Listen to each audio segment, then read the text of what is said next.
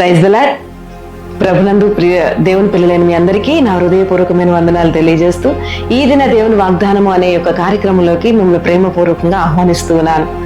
మరి ఉచితమైన కృపలో మరొక దినాన్ని ప్రభు మనకు అనుగ్రహించి ఉండగా, ప్రభు మనకి ఇచ్చిన ఈ దినాన్ని బట్టి కృతజ్ఞతాస్తుతి చెల్లిస్తూ దేవునితోనే ఈ దినాన్ని ప్రారంభించున్నారు కదా.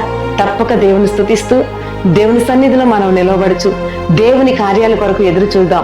ప్రతి వాగ్దానం ప్రభు మన పట్ల నెరవేర్చటకు, తన కృప చూపి నడిపించటకు ఆయన సమర్థుడే మన వద్దకు వస్తూ ఉన్నారు. చదువుకుందాం ఈ దినమున హెబ్రీయులకు రాసిన పత్రిక 10వ అధ్యాయము 35వ వచనంలో నుండి. కాబట్టి మీ ధైర్యమును విడిచిపెట్టకుడి, దానికి ప్రతిఫలముగా గొప్ప బహుమానము కలుగును అని ఈ దినమున ప్రభు తన మాటను వాగ్దానముగా మనకు అనుగ్రహిస్తూ ఉన్నాడు. మరి ఈ దినమును ఎటువంటి అధైర్యంతో ప్రారంభించి ఉన్నావు? ఎటువంటి కలవరాలతో, ఎటువంటి ఇరుకుల్లో, ఇబ్బందుల్లో ఉండి మరి దేవుని సన్నిధిలో దుఃఖముతో ఈ దినాన్ని నువ్వు ప్రారంభించి ఉండొచ్చేమో. ప్రభు నీతో మాట్లాడుచు ఉన్నాడు. దేవుని వాక్కును పట్టుకొని నువ్వు ధైర్యంగా ఉండాలి అని, దేవుని వాక్యానుసారంగా నీవు బలపరచబడాలని ప్రభు నీ వద్దకు తన వాక్కు ద్వారా వచ్చి ఉన్నాడు. బైబిల్ గ్రంథంలో షడ్రక్, మేషక్, అబేద్నెగో అనే 3 భక్తులు రాజ సంస్థానంలో వారు ఉన్నప్పుడు, వారు రాజాజ్ఞకు లోబడక ఆ ప్రతిమకు వారు నమస్కరించక ఉన్నప్పుడు, వారి నిమిత్తము భయంకరమైన మహాశ్రమయే వారి ముందుంది. వారిని అగ్నిగుండంలో వేయాలి అని రాజాజ్ఞ జారీ చేయబడినప్పుడు వారు భయపడలేదండి. వారు భయపడక దేవుని బట్టి, దేవుని యొక్క వాక్కును బట్టి ధైర్యం తెచ్చుకున్నట్లుగా మనం చూస్తుంటాం. వారు దేవుని పక్షముగా నిలబడి అంటూ ఉన్నారు రాజుతో, మా దేవుడు మమ్మల్ని రక్షించటకు సమర్థుడు, ఆయన శక్తిమంతుడు. ఒకవేళ ఆయన మమ్మల్ని రక్షించకపోయినా మేము మా దేవుణ్ణి మాత్రమే ఆరాధిస్తాము, నీ ప్రతిమకు మేము నమస్కరించమని చెప్తూ ఉన్నారు. మరి రోషము కలిగిన భక్తి చేస్తూ ఉన్నారు, దేవుని యందు విశ్వాసం ఉంచుచున్నారు. దేవుణ్ణి బట్టి వారు ధైర్యం తెచ్చుకొని మాట్లాడుచున్నారు. అయినప్పటికీ కూడా ఆ సమయం రానే వచ్చింది. వారిని అగ్నిగుండంలో వేసినప్పుడు అగ్ని వాసనైనను వారిని అంటకుండా, వారి తలలో ఒక్క వెంట్రుకైనను కమిలిపోకుండా దేవుడే వారితో 4వ వ్యక్తిగా ఉండి వారిని నడిపించినట్లుగా మనం చూస్తుంటాం. మరి ప్రియ దేవుని బిడ్డ, ఈ ఉదయకాల సమయంలో ప్రభు నీతో మాట్లాడుచూ ఉన్నాడు. నీ యొక్క విశ్వాస జీవితాన్ని ఎలా కొనసాగిస్తూ ఉన్నావు? నీ ఆత్మీయ స్థితిని ఎలా కొనసాగిస్తూ ఉన్నావు? ప్రభు నీతో మాట్లాడుచూ ఉన్నాడు.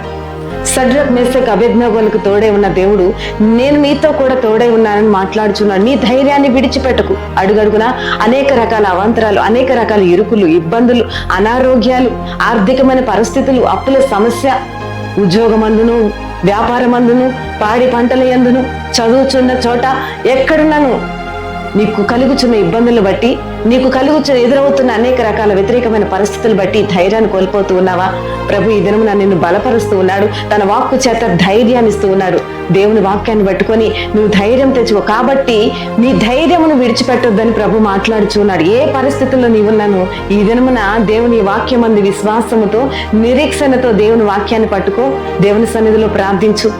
ప్రతిగా ఆయన నీకు గొప్ప బహుమానం ఇచ్చుటకు నీ వద్దకు వస్తూ ఉన్నాడు. విశ్వసించిన నీవు కళ్ళు మూసుకున్నట్లయితే నీ కొరకు ప్రార్థన. తండ్రి, నీకు స్తోత్రమయ్యా. ఈ ఉదయకాల సమయమున మీ ప్రియులతో మీరు మాట్లాడిన వాక్కును బట్టి నీకు స్తోత్రాలు చెల్లిస్తూ ఉన్నాను.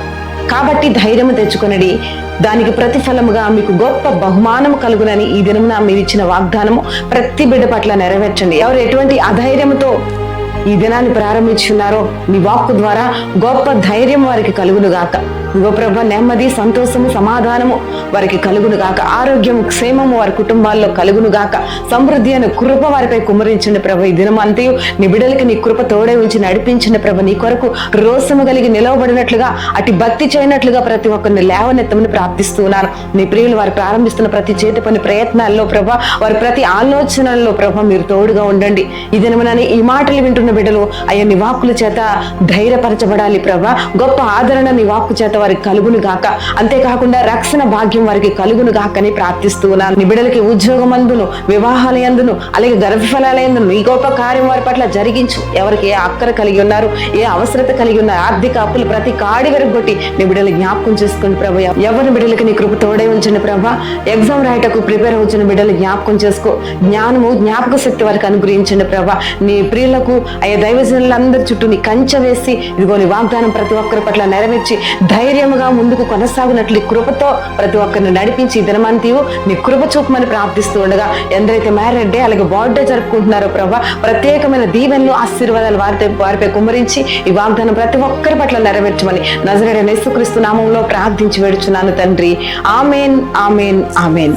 Praise the lord. ప్రభు ఈ దినమంతియు ఆయన కృప చూపి వాగ్దానం నీ పట్ల నెరవేర్చి నడిపించును గాక.